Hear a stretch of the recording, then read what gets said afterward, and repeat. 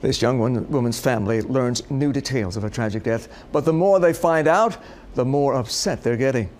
On the edge tonight, a woman shot dead, her body dumped, her family devastated. But now police say it may have been just a tragic mistake. They say that someone killed her because they thought she was a criminal. Fox News' Andrea Isom live now in Dearborn Heights with more. Andrea? I'm going to read you a sentence from the press release issued to us from the Dearborn Heights police. And it says, a 19-year-old Detroit woman was fatally shot while standing on the front porch of the home. With that being said, her family says this was no accident. This was not self-defense because they say they were not told that she did anything wrong at all. They want the man responsible, the shooter, the killer, to pay because right now they believe he's getting away with murder. This man just came to the door by somebody just knocking. She didn't break in his house. She didn't break a window. What, you seen somebody on your porch and you just started shooting? And then you say it was accidental? That wasn't accidental. That wasn't accidental. No. 19-year-old Renisha McBride is dead. Police telling us she took her last breath on this porch on Outer Drive in Dearborn Heights. So you did hear a gunshot? Yeah, it was pretty close.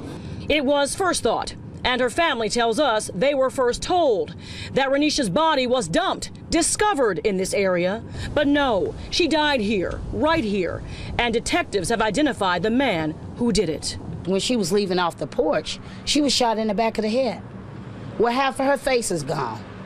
You know, we have to go and bury her, and they're not even knowing if she's going to be able to have an open casket. You wanted her dead. That's my opinion. You wanted her dead. For you to just shoot somebody in the head and not think twice about it, it's just, he shouldn't be free at all. This is a senseless death.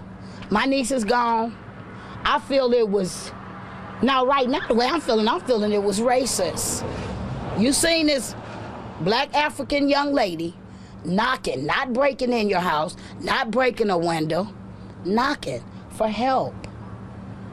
He didn't even try and see what kind of help she needed. Renisha's family believes that is why she was there, knocking, looking for help, though they don't know why or what happened from the time she left home until she ended up in Dearborn Heights. But when neighbors saw a crowd of police cruisers, they asked investigators. I say, what's going on? He say somebody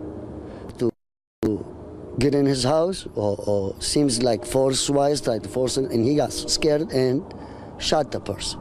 Scared of Renisha? Her loved ones think that's a lie. What you did was not right. If you should have did anything, you should have called the police. 911, there in Dearborn Heights, police would have been there before you turned your face or turned your eyes. The police have been pulling up in 2 or 3 minutes in Dearborn Heights. He did not have to pull that gun out, and he did not have to kill my niece, and especially as she was leaving off the porch. Just shooting a person by being scared, it don't make no sense to me. What was he afraid of? He the one with the gun. But he killed her. And he's out of jail? Wow. Could I possibly do that? Somebody knocked at my door and I pulled my shotgun out? And I shoot them while they're leaving off my porch instead of finding out what was the problem? Would I be standing here? No, I'd be in jail without a bond. I'm lost for words. I just don't feel like he should have been released. Renisha's family says she is quiet, hardworking, and keeps to herself and would never do anyone any harm ever. Now, police are not saying anything at all about this case except that they are still investigating. The family says they want justice and they're going to fight until they get it. Reporting live in Dearborn Heights, I'm Andrea Isom on The Edge. And Andrea, just to get this straight, the victim did not know the family of the man who shot her. That is correct, right? That is what the family says right now. They do not believe she knows this man at all. They believe somehow in her comings and goings. She went out Friday night. They say this happened early Saturday morning. Sometime from the time she left home and was going to a friend's house, something happened. They don't know exactly what that is. They still don't know where her car is. So there's still a lot of unanswered questions. But they said in that time, they believe she went to this house, maybe not even knowing exactly where she was, asking, looking for help. And they say because this man was was afraid, thought she was an intruder. Instead of asking and, inquiring of what she needed or who she was, they say he just opened fire, and now Renisha is dead. Let me also get this straight.